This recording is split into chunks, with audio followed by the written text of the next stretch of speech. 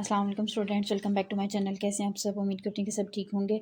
तो स्टूडेंट, आज हम जो है वो अपना एक नया सिस्टम स्टार्ट करने लगे हैं, ठीक है, जो कि कंसिस्ट करता है ENT पे, ठीक है। ई से ईयर, एन से नोज़ और टी से थ्रोट, ठीक है, यानी नाक कान गले का जो सिस्टम होता है इसको हम देखेंगे, और साथ साथ आई की कंडीशंस भी देखेंगे, यानी इसमें आई की डिजीज़ जो हैं वो भी इस चैप्टर में हम डिस्कस करेंगे। तो सबसे पहले कह रहा है कि the field of ear, nose and throat यानी ENT and the ophthalmology.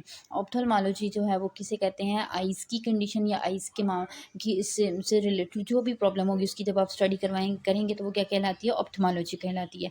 Deals with the variety of the condition, कहते हैं कि इसमें बहुत सारी कंडीशंस को हम देख रहे होते हैं जो कि रिलेट कर रही होती हैं हमारे कान के साथ, हमारे नाक के साथ, गले के साथ और आँखों के साथ। कहते हैं कि here are some common conditions, कुछ कंडीशंस यहाँ पे उसने डिस्कस की हुई हैं, जिसमें सबसे पहले हमारे पास आ जाता है जी टॉन्सिलाइटिस, लेरिंजाइटिस एंड फेरेंजाइटिस, ठीक है। अब ये सारी की सारी कंडीशंस, टॉन्सिलाइटिस, लेरिंजाइटिस, फेरेंजाइटिस।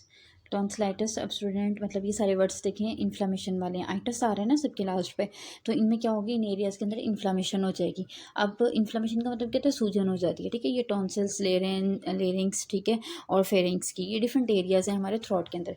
तो कहते हैं कि tonsillitis, laryngitis and pharyngitis are all inflammatory condition. ये सब क्या हैं? इन्फ्लामेटरी कंडीशन होती हैं that affect the different part of the throat and the surrounding structures, ठीक है। तो क्या होगा? ये गले को अफेक्ट करेंगे और इसके अलावा जो सराउंडिंग स्ट्रक्चर्स होंगे उनको अफेक्ट करेगी, ठीक है, क्योंकि स्टूडेंट इन्फ्लामेशन है ना, तो जो सराउंडिंग के टिश्यूज़ हैं वो भी क्या होंगे? अफेक्ट हो जाएंगे। वाइल दे शेयर सिमिलैरिटीज़, ठीक है, इनके अंदर कुछ सिमिलैरिटीज़ भी होती हैं, यानी एक दूसरे के साथ मुशाबहत भी रखती हैं। Each condition involves inflammation in specific areas. तो जैसे मैंने आपको पहले बताया कि एक स्पेसिफिक एरिया के अंदर, ठीक है, जो है इन्फ्लामेशन होगी, सूजन होगी, और इनके सिम्टम जो हैं और जो काजेज़ हैं यानी वजह हैं, ठीक है, वो भी क्या करती हैं? वेरी करती हैं। वेरी का मतलब क्या है? डिफरेंट हो सकती हैं। अब टॉन्सिलाइटिस को देख लेते हैं सबसे पहले। तो डेफिनेशन बताई हुई है डिस्क्रिप्शन में उसने कि tonsillitis is the inflammation of the tonsils. Tonsils की इन्फ्लामेशन होती है which are two small oval shaped masses of tissues, ठीक है। अब टॉन्सिल्स क्या होते हैं स्टूडेंट? ये हमारे गले के अंदर जो है ना ओवल शेप्ड एग की तरह के जो है ना ये मैसेज होते हैं, टिश्यूज़ के ये बने होते हैं, ठीक है, और गले की बैक साइड पे होते हैं। अब ये नॉर्मली स्टूडेंट जब प्रेजेंट होते हैं तो इनका काम क्या होता है कि अगर जो खाना हम खा रहे हैं उसके अंदर अगर कोई जर्म है, बैक्टीरिया, वायरस वगैरह, तो ये उसको किल कर देते हैं। इसके अलावा ये एंटीबॉडीज़ में इनका फंक्शन होता है, ठीक है, एंटीबॉडीज़ बनाते हैं ताकि हमारी बॉडी को का जो इम्यून सिस्टम है वो बूस्ट हो सके। तो एक तो इनका फंक्शन ये होता है, ठीक है। इसी पर्पज़ के लिए अल्लाह ताला ने इनको जो है ना वो गले में बनाया होता है। तो जब इनकी इन्फ्लेमेशन हो जाएगी किसी भी रीज़न की वजह से, तो वो जो कंडीशन है वो क्या कहलाएगी? टॉन्सिलाइटिस कहलाएगी। उसके बाद काजेज़ में देखते हैं तो स्टूडेंट काजेज़ में वायरल काज हो सकता है किसी वायरस की वजह से, और बैक्टीरिया की वजह से भी हो सकता है। बैक्टीरियल इन्फेक्शन भी हो सकता है जिसमें स्ट्रेप्टोकोकस बैक्टीरिया आ जाता है, ठीक है। ये मतलब बैक्टीरिया का एक नाम है स्ट्रेप्टोकोकस, जिसको हम स्ट्रेप थ्रोट भी कहते हैं, कि गले को ये जो बैक्टीरिया ये अफेक्ट करता है। सिम्टम की बात करते हैं तो सोर थ्रोट, गले में दर्द होगी, डिफिकल्टी स्वॉल्विंग, तो खाना निगलने में प्रॉब्लम होगी, स्वॉलन एंड रेड टॉन्सिल्स। तो जब आप एग्जामिन करेंगे तो एग्जामिनेशन पे आपको पता लगेगा कि जो है रेड कलर के और जो है ना सूजे हुए टॉन्सिल्स आपके गले में सामने दिखाई दे रहे होंगे। फिर कहते हैं कि फीवर और चिल्स होंगे, ठीक है, पेशेंट को, यानी कि बुखार सर्दी के साथ होगा। वाइट और yellow patches on the tonsils, ठीक है। तो जो टॉन्सिल्स हैं जब उनका साइज़ बड़ा हो जाएगा तो उसके ऊपर येलो कलर के या फिर वाइट कलर के आपको स्पॉट नजर आएंगे, ठीक है। तो जो इंडिकेशन होगी कि टॉन्सिलाइटिस है पेशेंट को। डायग्नोसिस में कहता है कि इसमें क्लिनिकल एग्जामिनेशन सबसे मैटर करता है, ठीक है। इसके बाद throat culture for the bacterial infection, कि बैक्टीरिया देखने के लिए कि कौन सा बैक्टीरिया, ठीक है, उस कंडीशन के लिए हम थोड़ा सा टिश्यू का सैंपल लेंगे और उसको कल्चर करवाएंगे। उसके बाद है जी ट्रीटमेंट आ जाता है। तो वायरल जो है टॉन्सिलाइटिस, उसके लिए सिर्फ और सिर्फ आप स्टूडेंट क्या करेंगे? सपोर्टिव केयर देंगे, यानी जो वायरल इन्फेक्शन होते हैं स्टूडेंट उसमें आपने जो सिम्टम्स होते हैं ना उसी के हिसाब से ट्रीट करना होता है पेशेंट को। अब उसकी रीज़न क्या होती है कि जो वायरल इन्फेक्शन होता है इसने अपना जब तक ड्यूरेशन पूरी नहीं करनी तब तक ये जो है ये ख़त्म नहीं होता, ठीक है। और जब वो उसका ड्यूरेशन पूरी हो जाती है तो उसके बाद जो है वो ऑटोमेटिकली डेड हो जाता है बॉडी के अंदर, जैसे नज़ला ज़ुकाम के इन्फेक्शन होता है, ठीक है। तो कुछ इन्फेक्शन ऐसे होते हैं जो कि 3 डेज़ के लिए होते हैं, कुछ 5 डेज़ के लिए, कुछ 7 डेज़ के लिए, कुछ 21 डेज़ के लिए भी होते हैं, ठीक है। तो डिफरेंट जो वायरसेस होते हैं उनकी अपनी अपनी जो है वो डिफरेंट रेंज होती है। तो जो है इस कंडीशन में सिर्फ आपने क्या करना होता है कि जब तक पेशेंट को जो जो सिम्टम आ रहे होते हैं उस हिसाब से आपने उसको ट्रीट करते जाना है। जैसे कि अगर उसको बुखार है तो आपने क्या कर देना है कि उसको जो है वो बुखार के लिए आपने एंटीपायरेटिक दे देनी है, यानी बुखार को कंट्रोल करने वाली मेडिसिन दे देनी है। कफ़ है तो कफ़ के लिए आपने जो है वो कफ़ के खिलाफ मेडिसिन देनी है। गले में दर्द है तो कोई पेन किलर वगैरह आप इस तरीके से दे देंगे, ठीक है, तो पेन को रिलीव करवाने के लिए। और उसके बाद जो है हम इसमें पेशेंट को सपोर्टिव केयर के साथ साथ रेस्ट और पेन रिलीव उसकी करेंगे। तो बैक्टीरियल की वजह से, तो बैक्टीरियल कोई भी इन्फेक्शन होगा तो उसमें आपने एंटीबायोटिक्स देनी होती हैं।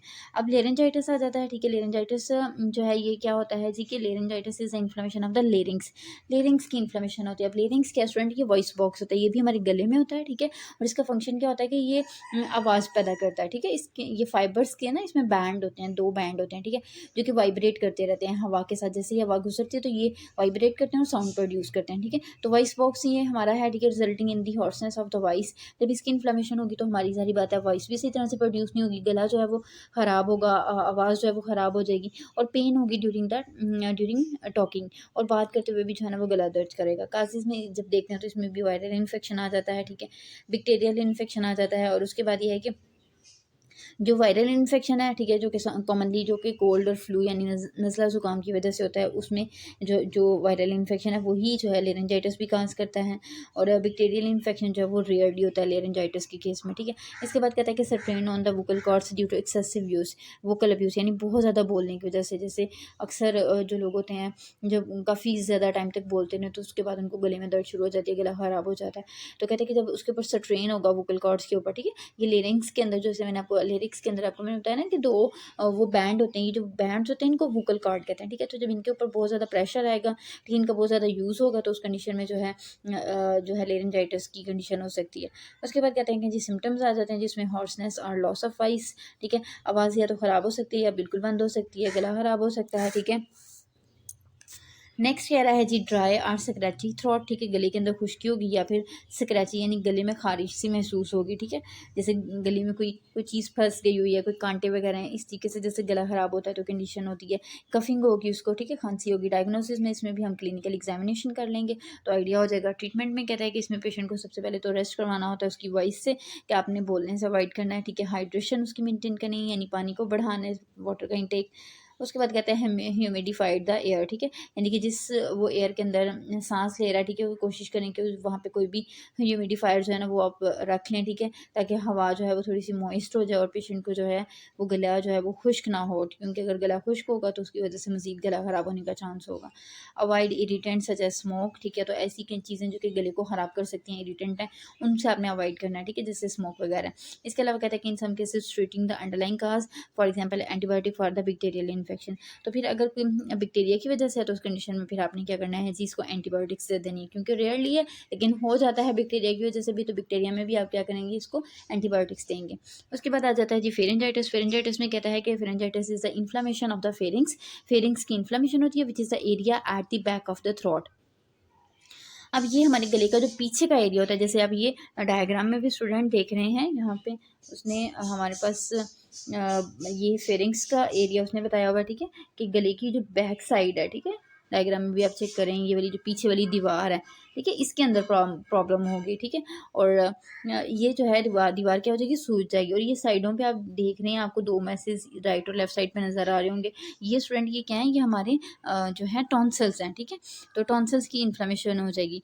तो जो हमारा लेरेंजाइटिस है, ठीक है, लेरेंजाइटिस ये जो ऊपर वाला गले की ये जो बैक साइड है, ठीक है, तो ये आपको नज़र आ रही होगी, जैसे टंग की जो है कंडीशन है इसके पीछे की वाली तरफ, ठीक है, ये ब्राउनी सा जो एरिया दिखाई दे रहा है, ठीक है, ये जो है हमारे पास लेरिंग्स कहलाता है, ठीक है, लेरेंजाइटिस, यानी ये हमारा क्या है जी, वॉइस बॉक्स है। तो फेरेंजाइटिस में कह रहा है कि जो है जो गले की जो पीछे वाली दीवार होती है, ठीक है, उसकी इन्फ्लेमेशन हो जाती है which is the area at the back of the throat and include, इसमें भी हमारे पास टॉन्सिल्स का आ जाते हैं, क्योंकि वॉल के साथ ही टॉन्सिल्स जुड़े हुए हैं, ठीक है। इसके अलावा टंग की बेस आ जाती है, यानी टंग की बैक साइड आ जाए, मतलब पीछे वाली साइड आ जाएगी, एंड द सॉफ्ट पैलेट आ जाता है और हमारा तालू आ जाता है, ठीक है। उसके बाद कासिस की मैं बात करते हैं तो उसमें भी वायरल कासिस होते हैं, बैक्टीरियल होते हैं। अगर वायरल है तो कॉमन कोल्ड और फ्लू वाला वायरस जो है इसको अफेक्ट करेगा।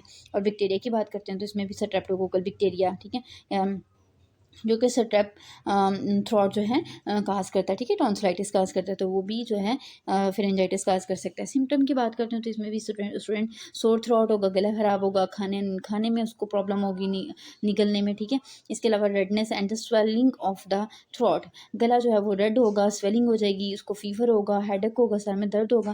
اس میں بھی جو ہے آپ کلینکل ایگزامینیشن کریں گے تو اس کو ڈائگنوز کر سکتے ہیں، یا پھر کچھ کنڈیشن میں آپ تھروٹ کلچر جو ہے نا وہ کروا سکتے ہیں بیکٹیریا کو فائنڈ۔ ٹریٹمنٹ کی بات کرتے ہیں تو ٹریٹمنٹ میں اگر تو وائرل فرنجائٹس ہے تو اسٹوڈنٹ اس میں بھی ہم اس کو سپورٹیو کیئر دیں گے، ریسٹ کروائیں گے، اور ساتھ میں اس کی پین کو ریلیو کریں گے، یعنی کوئی بھی پین کلر دے دیں گے۔ اس کے بعد بیکٹیریل فرنجائٹس آ جاتا ہے تو فرنجائٹس کے لیے ہم لوگوں نے جو ہے اینٹی بایوٹکس دینی ہے، ٹھیک ہے، جو کہ اس انفیکشن کو کیا کرے گی، ٹریٹ کرے گی۔